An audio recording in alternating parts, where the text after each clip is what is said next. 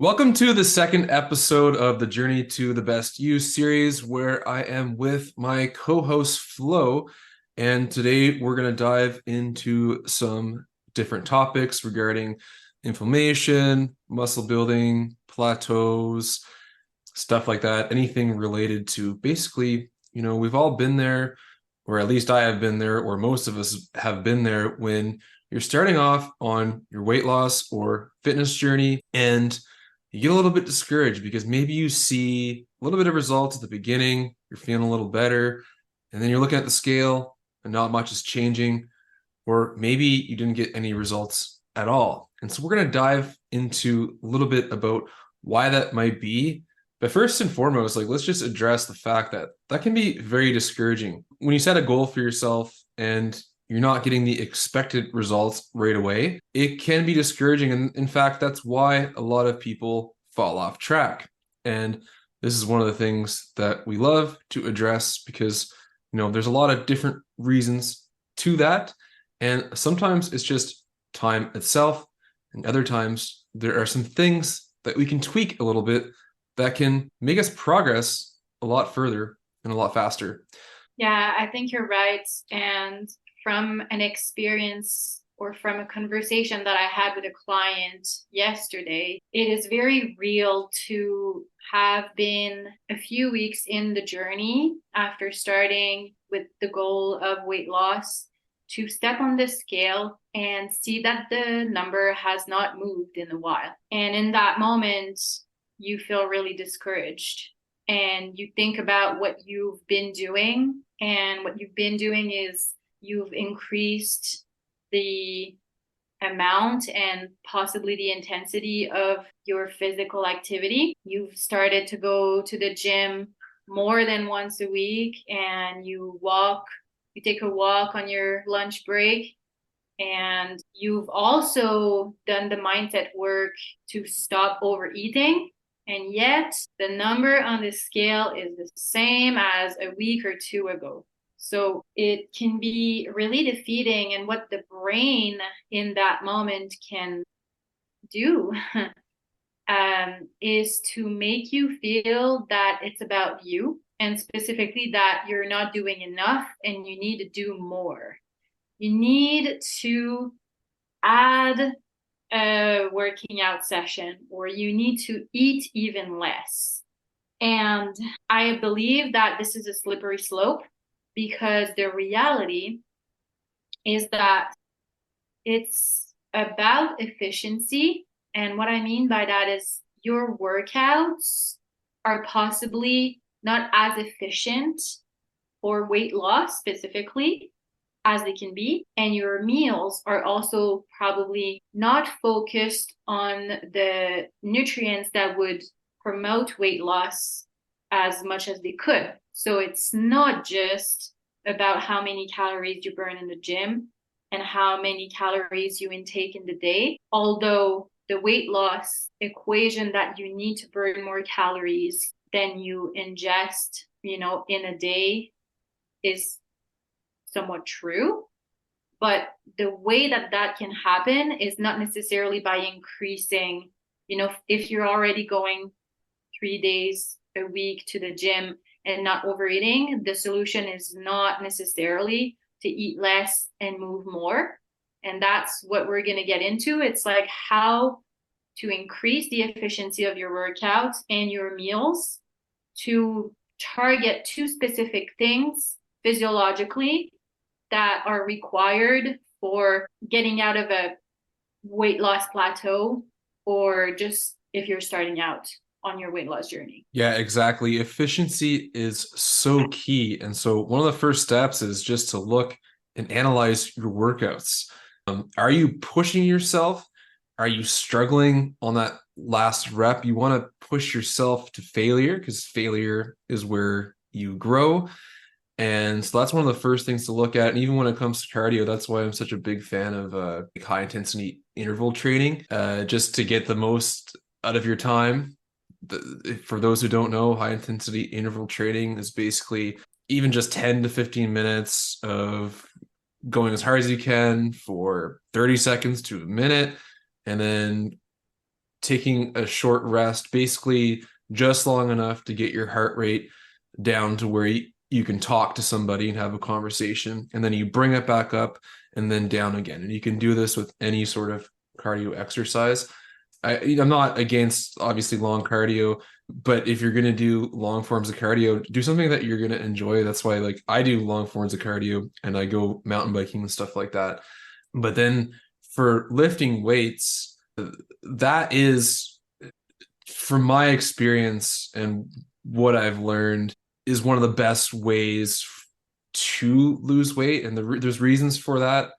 One of the biggest things is it just increases your resting metabolic rate. And basically, long story short, you're just going to burn. The more muscle you have, the more calories you're going to burn while you're just sitting there chilling. And the other factor to that is increasing your VO2 max, which, to sum it up in layman's terms, is just by that's your essentially your circulatory system. So if your things are moving better there, you kind of need that to lose weight, and you'll get more like oxygen into the cells that way and stuff like that, and that's how you burn fat and stuff.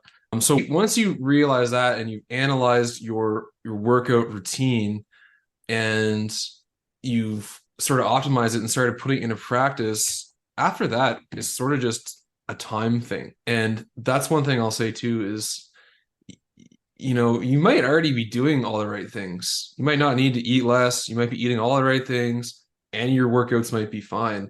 And the next step is just giving yourself time. Like, Rome wasn't built in a day. But I'll just say that. But today we're really going to focus on the other stuff, like how do you optimize that? So Yeah, so let's look at how I analyzed this person's workout so that we can really paint a picture of what was not optimal and how we turned it into something more efficient. Absolutely. Good little case study. Yeah, exactly. So you said your last set or your set that you do. So first of all, when we say a set is a series of like movements that you do in a row. Okay. So it's like, usually it's like from, depending on how you train, it's from 3 to about 15 or even 30 for some exercises.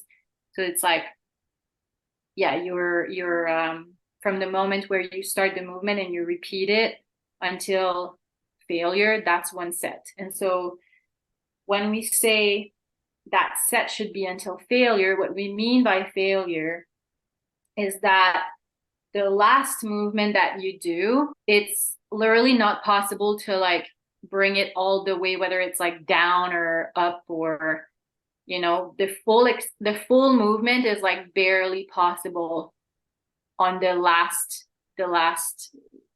one that you do. And you should be like on the last like 5 or 6, you should be breathing harder, and your face might want to like crisp, and it takes really big focus. And I believe that this is triggering for someone who doesn't have the biggest confidence or cares a little bit about what other people think of them, because like that's when you start, yeah, like looking weird, I guess, or sounding a little louder. And that's something to get over with, to be honest, because that's how training to failure looks like. So the thing is, with this person, or with anyone who does not go until failure on the last few little movements of the set, you'll know you're not doing the thing, like the going to failure, if you're able to go back and do another set within a minute. If you can go back within a minute, that means you can lift heavier, you can go harder, and there might be a little bit of a blockage in terms of like who's around you, how many people are close by. But yeah, again, that's something to get over with. So during that 1 minute or more, what can you do to promote the VO2 max? Not for that minute. I'm not really sure for that minute. For increasing the VO2 max, it's really just pushing your limits cardio wise. Okay. And like full out sprints, like full out cardio movements, like really like you're pushing your Yeah. max. So when you go like up to failure in a set, once you stop that minute, that whole minute pretty much, or like, I mean, the first seconds at least, your heart will be pumping way harder than when you begin. If it's not, again, that means you can go heavier, harder, right? Yeah, and for context, I mean, when I go to the gym, I usually aim for like 8 to 10 reps, and failure to the last one, and then take a little rest, and then you can, even if like as you start to go through your workout, even like with the same weight, like 2 or 3 sets in, you're only going to be able to do like 5 or 6 reps. Yeah, as the set progresses, as you get to the third and fourth set, it's a very good sign if you cannot do the amount of reps that you were able to do the first 2 or 3 sets. Very good sign. Yeah, exactly. Your repetitions and sets should never be easy because it's very common just for people to go to the gym, and fair enough, not everybody knows this information, and props to them for even just going. Like it's huge just to get yourself out of your comfort zone to go into an environment like that.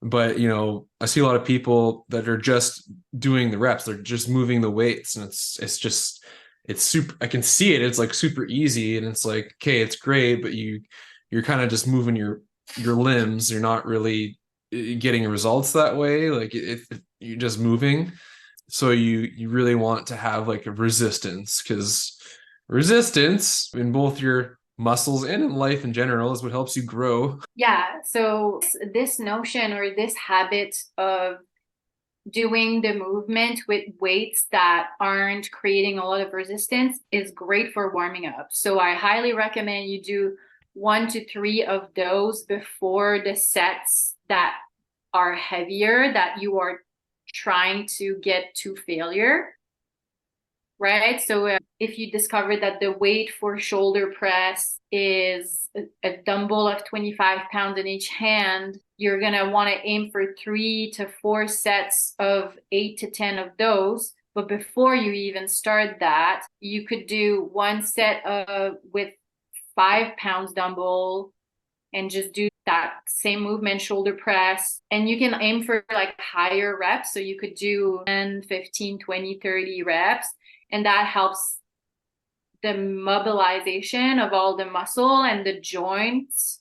So you've got lubrication in your joints, so that prevents injury. So it's not wrong to do that, but you want to do that as a warm-up, not as your actual weight loss type of workout, And the thing that is really important to understand here is that the resistance, like Jordan said, the like higher resistance where it's a struggle to lift at the end, that is what creates micro tears in the muscle. It activates the physiological response of repairing in a bigger, better way your muscle. So your muscle cells will be bigger or higher in number, so that the next time the same weight doesn't feel as hard. It's a natural mechanism for all humans to adapt to a stressor. The stress of lifting heavy, your body adapts by building the muscle bigger and heavier. And the reason why this is what we want is that those muscle cells, they burn calories outside of the gym. They burn calories when you're resting, versus fat cells don't.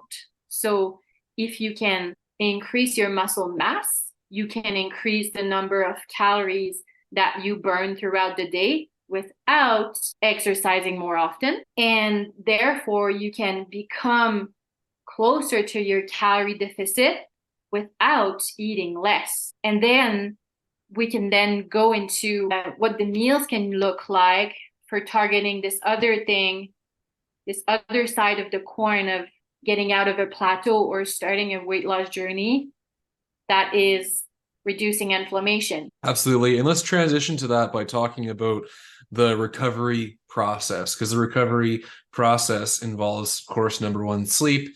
And then second to that is food. And through that food, you want to make sure it's the ultimate and best food for recovery and not promoting any inflammation or anything that will inhibit your results for muscle building or fat loss, and making sure you're getting the proper macros and stuff like that. So maybe we can break it down in two. What are the macronutrients that you need to make sure that you have in the minutes or hours after your workout to promote the best, to give your body the best resources, or the specific resources that it needs to rebuild that muscle stronger?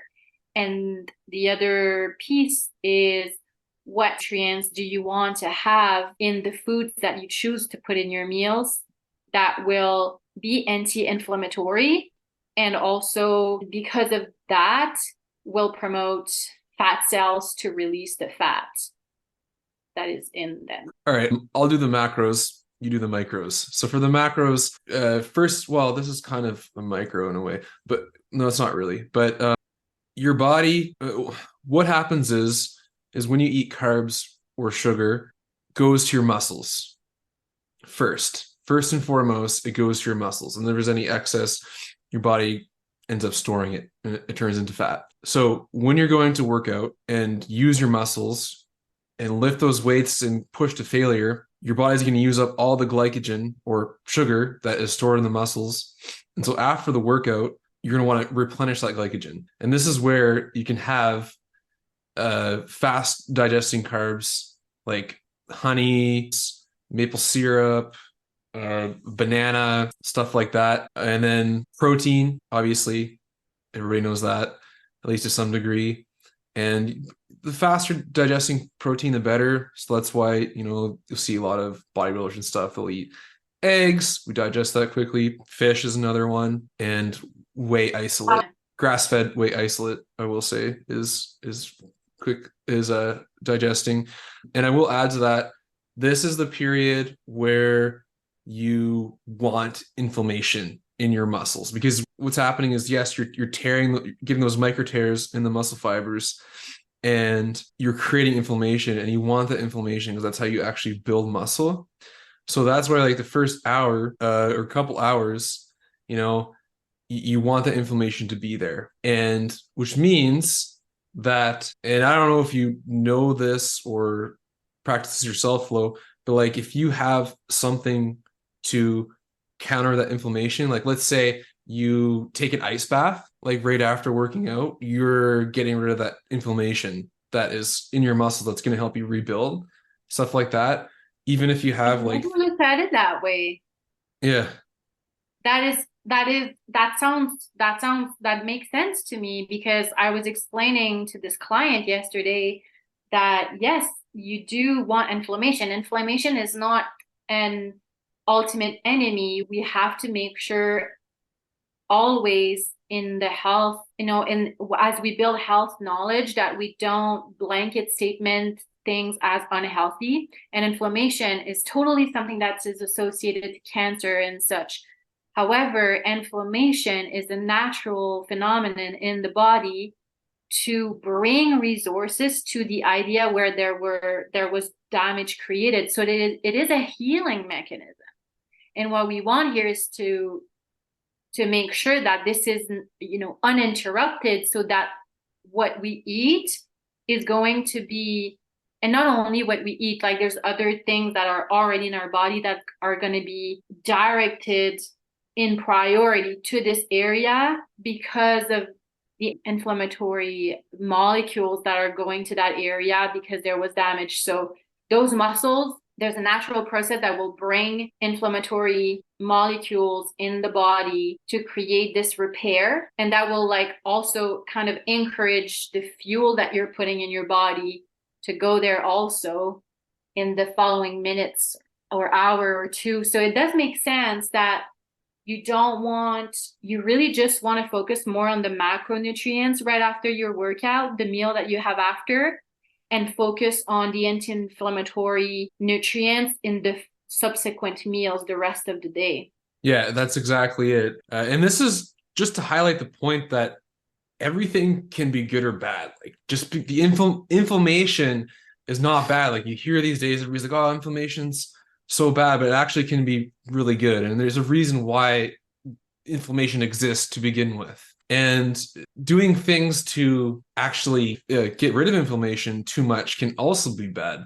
Because like if you have a lot of antioxidants, if you have too much of them, they become pro-oxidants. And like if you're taking too much NAC, you're getting too much polyphenols in your diet or any sort of thing that increases that in your body, it can be end up being too much.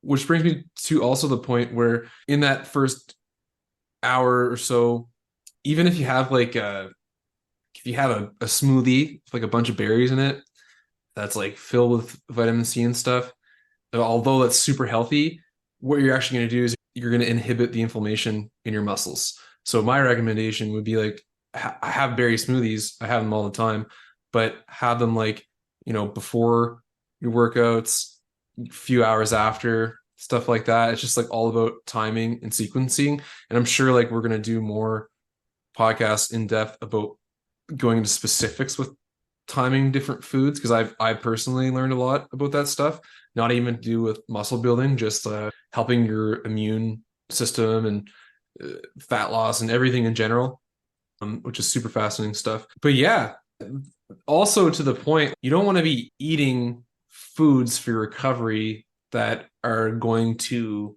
promote, I guess, long-term inflammation, you could call it. Yeah, right. You don't want to completely inhibit the inflammatory process by focusing on anti-inflammatory things, but you also want to be mindful of not creating more inflammation, because more inflammation can create more damage, and you're really trying to if you're trying to be the most efficient possible in your repair, aka be less sore as possible, so you can continue on your consistency of your workout and not get discouraged because you're in pain the next day or the next 3 days. You want to be the most efficient in the repair, the healing. And so you want to make sure that you're not eating inflammatory foods either. Exactly. So to sum it up, I mean, after your workout, yes, inflammation is good and you want that there, but that doesn't mean, like, we're not saying to go eat a poutine where it's just a bunch of deep fried stuff that's just gonna cause inflammation. You're gonna want to focus on those macros. It's like, yes, have the carbs of the potatoes, but have like a baked potato or something like that. Yeah, focus on whole food and don't worry too much about, I guess, the highest anti-inflammatory foods. Keep those for the subsequent meals. And instead of going into what those foods are, really, that's what Google and Pinterest and search engines are for. It's easy to find a list of inflammatory foods and anti-inflammatory foods, or you can reach out to us and tell us what your favorite foods are, and we can help you categorize them. I love to do that stuff. We can help categorize them into, okay, that's an ideal post-workout, pre-workout, or breakfast, or whatever, depending on the timing of your workout.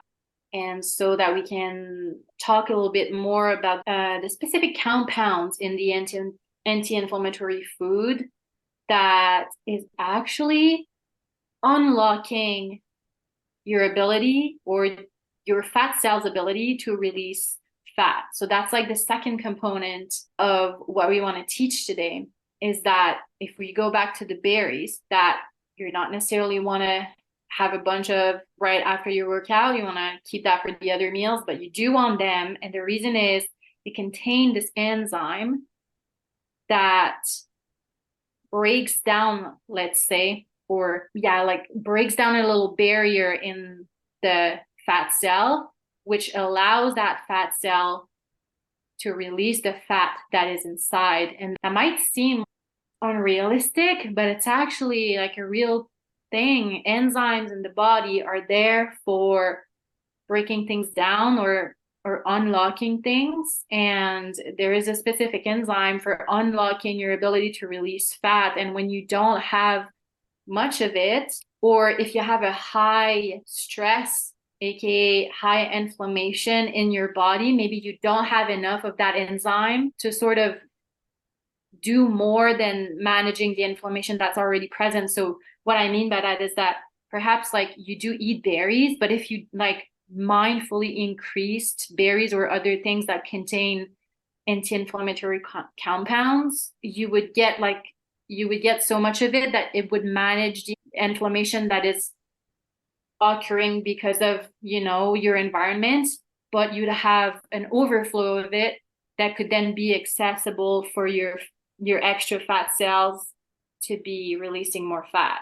Does that make sense? Oh yeah, absolutely. That's so huge. And just to put it into context too, this concept is why some people, especially, and this is probably going to be another podcast, but especially if you've lost weight before and you've done the weight gain and you've gained weight, lost it, gained weight, lost it, it's going to be harder to lose weight.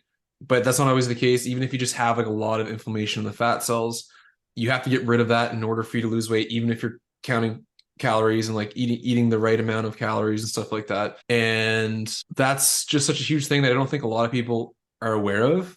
And this is Mm-hmm. why whole foods and eating healthy and balanced is so important, so you can target those mechanisms and stuff. Oh yeah, and by targeting, like when I was in school and I learned that, I was like, wow, this is groundbreaking information. This little specific micronutrients that you can find in high quantities in certain foods is really literally like a key for the fat cells to open the door and release that fat.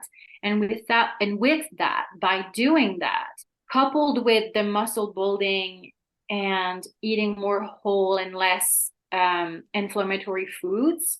I've helped someone lose, I think she must have lost like about 30 pounds over the course of a year and a half, like a healthy rhythm of weight loss that she never gained back through changing her eating habits. And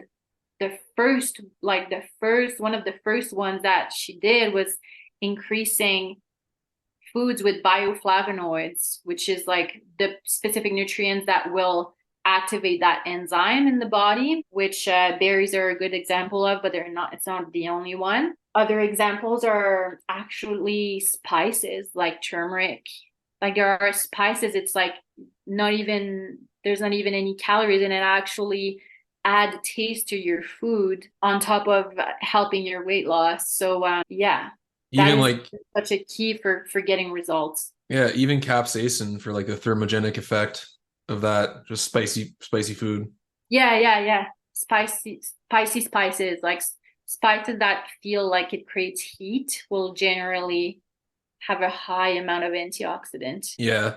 And that gets really, you know, if you want to read about it, that gets quite, yeah, it gets quite technical, but I mean, it's worth looking into because there's so much to be actually. The thing is, like, sometimes it's hard to transition from like fast foods to whole foods because the taste, you know, like the lack of flavor because we're used to the salty things and the sugary things. But when we can bring ourselves to sort of explore spices and like that, which like bring a real benefit for weight loss, it can help the transition. I know it did help for this client. Oh yeah, absolutely. Yeah, this is all so important. And on top of this, like separate from inflammation, I'm just going to say this now, just so we remember, but we could do another podcast on supporting the liver Mm, to help with mhm. losing weight, because Yeah. that's a huge factor as well, Oh actually. yeah. If I remember correctly, that person who I just mentioned that I helped lose, I think it's about 30 pounds over a healthy period without gaining it back. There was a focus on the liver at some point because the liver, it's the waste management and it has a link with inflammation and free radicals because if you have like a good elimination, then you have less stuff that stays and sort of becomes toxic in your body. And when we say toxic, we're talking about free radicals, which is inflammatory. Yeah, exactly. And in our 12-week program, Journey to the Best You, a weight loss adventure, it's an adventure. You not only get all the tools to help you shift your mindset and change your habits and empower you, and the group support to help you stay consistent, and the breakthrough coaching calls to dive deep into things that are holding you back and helping you make huge shifts. But Such we as all, stopping overeating. yeah, so just stopping overeating. But we also, Flo and I are here to help you in detail with these things and to tailor an exercise program and protocol, diet, whatever you want to call it, to suit your lifestyle. And not only that, but to do it in a way where you can learn how to do it yourself so that you're not going to be codependent on external forces, whether it's us or other people or programs or diets telling you what to do. You will develop the knowledge and the tools to create your own exercise program, to choose what foods are best for you, and to plan your meals and time them accordingly, and a lot more. Like, this is what we do. So if this interests you, as always, we'll include the links and information to contact us in the show description. And no pressure, like straight up, just book a call with us. Doesn't cost anything. We can just have a conversation, see if it's right for you. Yeah, and you've got time to make a decision. The next cohort starts in January 2024. So you have time. Let's, choose a date to talk and let you make a decision that feels empowered for you so that you jump in at the right time for you. Yeah, absolutely. And I think we covered a lot for today. Did we miss anything, or did we cover pretty much everything? I feel complete with this. Yeah, awesome. Me too. And that was super great. So hopefully this gives you some insight in your own life so that you can start making changes. And yeah, just you can be the best you right now. Like, you don't have to wait for anything. And honestly, you don't even have to join our program. Like, you can choose to be who you are and be the person who utilizes their maximum potential every single day.